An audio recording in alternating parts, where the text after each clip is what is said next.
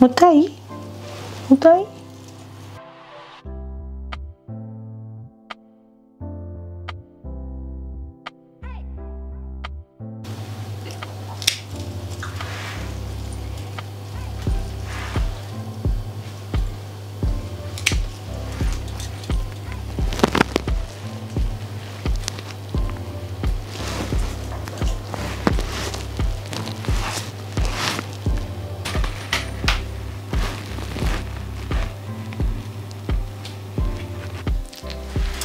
என் இனிய வியூவர்ஸ் அனைவருக்கும் வணக்கம். நான் உங்கள் கௌரி ரூபன். நீங்கள் எல்லாரும் எப்படி இருக்கிறீங்க? நான் நல்ல சுகமாக இருக்கிறேன். எல்லோருக்கும் இனிய தீபாவளி நல்வாழ்த்துக்கள். இன்றைக்கு வந்து சிம்பிளாக ஒரு குயிக்காக ஒரு முறுக்கு செய்து காட்ட போகிறேன்.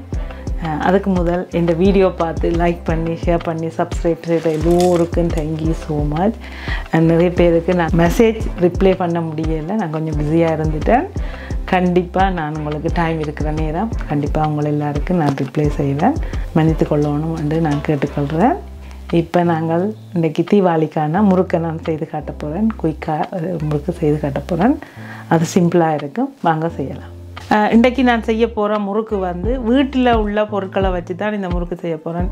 இந்த முறுக்குக்காக நீங்கள் மாவை கஷ்டப்பட்டு செய்ய வேண்டியதில்லை. நார்மலாக நீங்கள் புட்டு இடியப்பம் செய்கிற வெள்ளை கோதுமை, அதாவது எங்களோட நாட்டில் சொல்கிற வெள்ளை கோதுமை, அதை அமெரிக்கன் மாவுன்னு சொல்லுவார்கள்.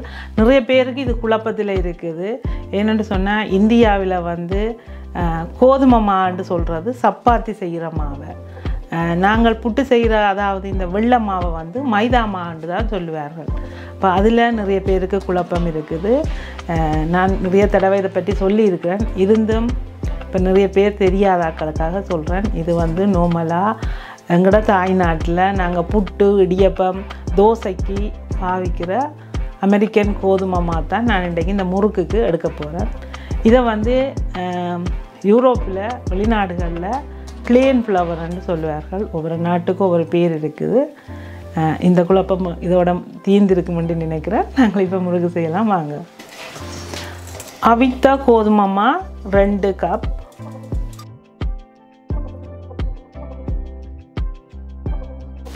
இதை முதல்ல நல்லா அரிக்கிறேன். அரிக்காமல் சேர்க்கக்கூடாது.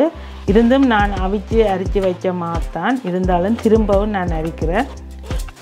வெள்ளை அரிசிமா 1 கப். இது நார்மலாக நீங்கள் கடையில் வேண்டுற வெள்ளை அரிசிமா, அல்லது நீங்கள் ஊற வச்சு இடிச்சும் எடுக்கலாம். இதையும் நான் அரிக்கிறேன். கடலைமா 1 கப், அதையும் இந்த மாக்கள் 2 சேர்த்து அரிக்கிறேன். அதாவது அவிச்ச கோதுமைமா, அரிசிமா, கடலைமா. இன்றைக்கி நாங்கள் செய்ய போகிறது உள்ளி முறுக்கு. அந்த உள்ளி முறுக்குக்கு வந்து நான் வந்து ரெடிமேட்டாகவே இது கடையில் உள்ளி பவுடர் இருக்குது. இந்த உள்ளியை தான் நான் இன்றைக்கி முறுக்குக்கு எடுத்துருக்கிறேன். நீங்கள் வேணுமென்று சொன்னால் இந்த உள்ளி பவுடர் கிடைக்காத நீங்கள் வந்து நார்மலாக உள்ளி எடுத்து அரைச்சி போட்டு இந்த மாவோடு சேர்க்கலாம். 1.5 மேசக்கரண்டி உள்ளி பவுடர். இந்த உள்ளி பவுடர் நிறைய போடுறது நல்லது. உங்களுக்கு விருப்பமான அளவு நீங்கள் சேர்த்துக்கொள்ளலாம். ஆக நிறைய தேவையில்லை. நீங்கள் நார்மலாக உள்ளி பவுடர் இல்லாட்டிக்கு ஒரு 6-7 உள்ளி பல்லு எடுத்து நல்லா அரைச்சிட்டு போடுங்க. 3 மேசக்கரண்டி எள்ளு,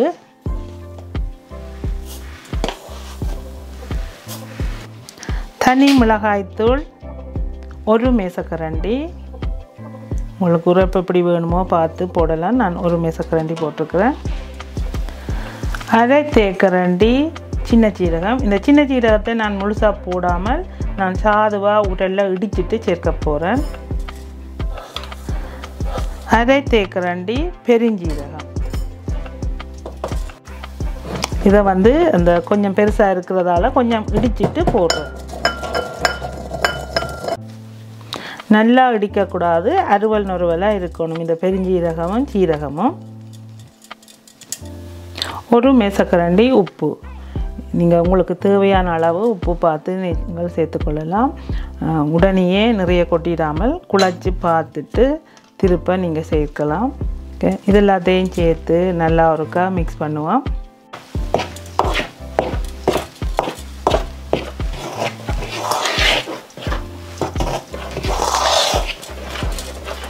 இந்த முறுக்கு குழைக்கிறதுக்கு நான் வந்து வெது வெதுப்பான சுடு தண்ணி எடுத்திருக்கேன். எப்பயுமே நான் சொல்கிற மாதிரி அந்த சின்ன பிள்ளைகளுக்கு குடிக்க கொடுக்குற அளவு சுடு தண்ணி தான் எடுத்து வச்சுருக்கேன். இதை கொண்டு தான் இந்த முறுக்கை குழைக்க போகிறேன். நிறைய தண்ணியை ஊற்றாமல் கொஞ்சமாக பார்த்து விடலாம்.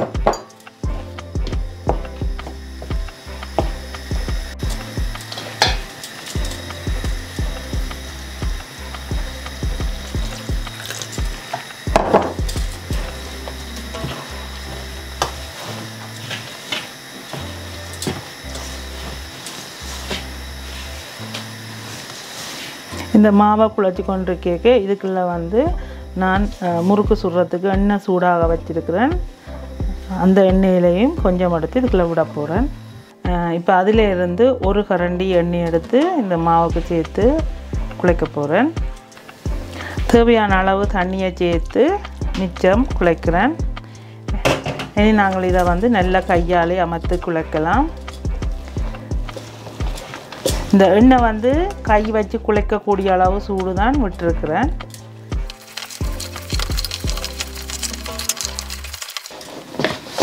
இந்த மா முழுவதும் அப்படியே கெட்டியாக நல்லா உருண்டையாக வார மாதிரி இந்த இடியப்ப பதத்துக்கு அந்த மா வந்து வரும். அந்த மாதிரி உருட்டி எடுத்துக்கொள்ளணும்.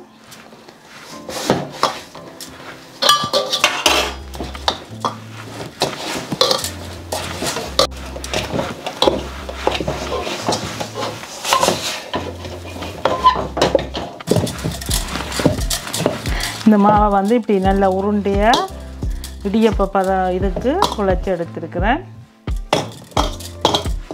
இப்போ நாங்கள் இதை முறுக்கு சுட தொடங்கலாம். இதில் உப்பு அப்படி இருக்குதுன்னு ஒரு கப் பார்க்கலாம்.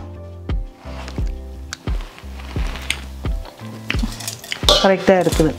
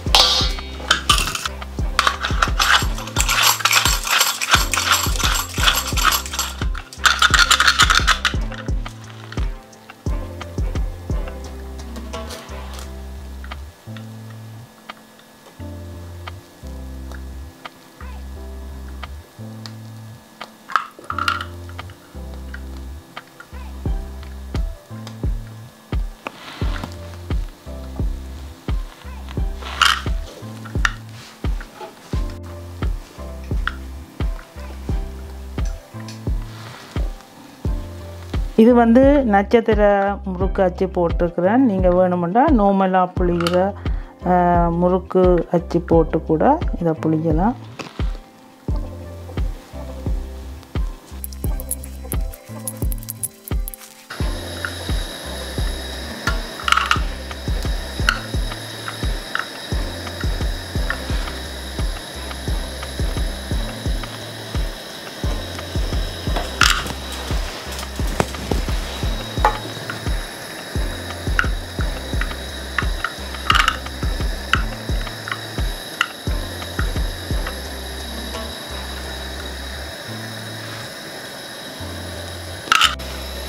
எண்ணெய் வந்து நல்லா கொதித்து இருக்கக்கூடாது. மீடியம் ஹீட்டில், அதாவது ஒரு நடுத்தரமான சூட்டில் தான் இருக்கணும். போட்ட உடனே முறுக்கு கருகி போயிடும். நீங்கள் முதல்ல ஒரு கொஞ்சமாக எடுத்து எண்ணெயில் போட்டு பார்க்கலாம் எப்படி வருதுண்டு. அதுக்கு பிறகு நீங்கள் போடலாம்.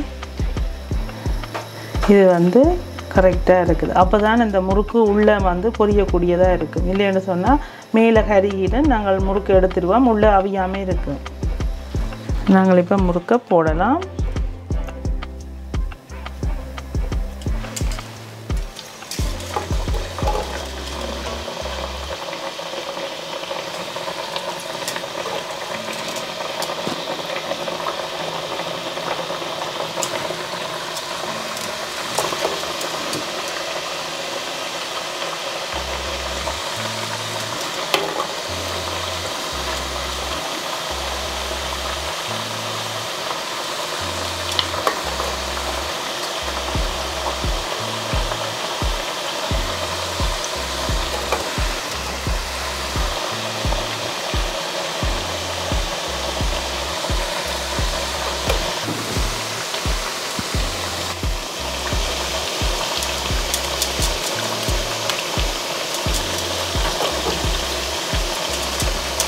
இந்த இடியப்ப தட்டுக்கு வந்து இப்படி லைட்டாக எண்ணெயை பூசி வச்சுருந்தீங்கன்னா முறுக்கு இந்த புளிஞ்சிட்டு எடுத்து போடைக்க எங்களுக்கு ஈஸியாக வரும்.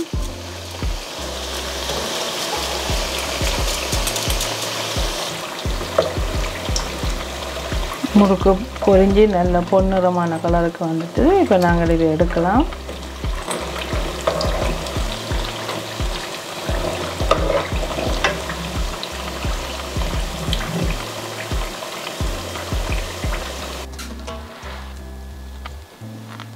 இந்த மா வந்து நீங்கள் சுட்டு கொண்டிருக்க காஞ்சி இருந்ததுன்னு சொன்னால் இந்த பொரிச்ச எண்ணெயிலேருந்து கொஞ்சம் எடுத்து மாவுக்குள்ளே விட்டு திரும்ப குழச்சி அடித்து குழச்சிங்கள்னு சொன்னால் மா கொஞ்சம் சாஃப்டாக வந்தது.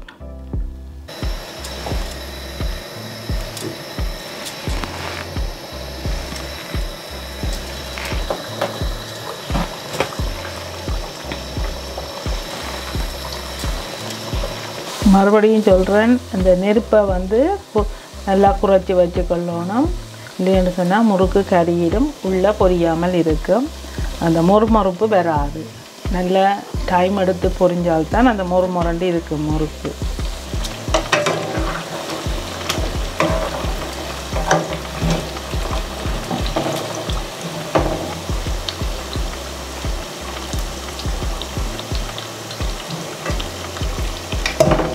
என் இனிய வீவர்ஸ் அனைவருக்கும் என் அன்பான பணிவான தீபாவளி நல்வாழ்த்துக்கள்.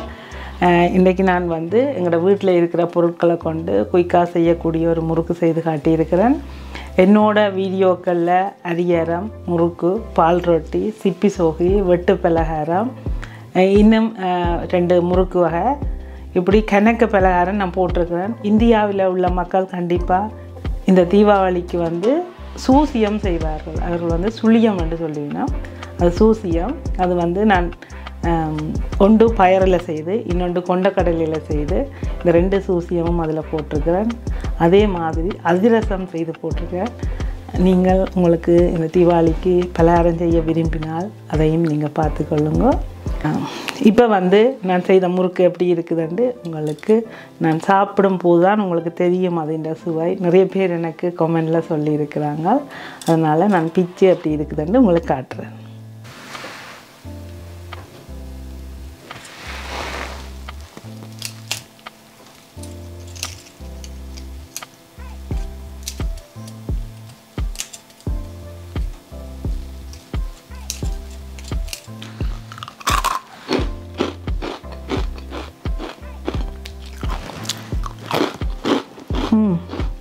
வாயில் போட்ட உடனே சாப்பிட்டு கொண்டு இருக்கணும் போல் இருக்குது.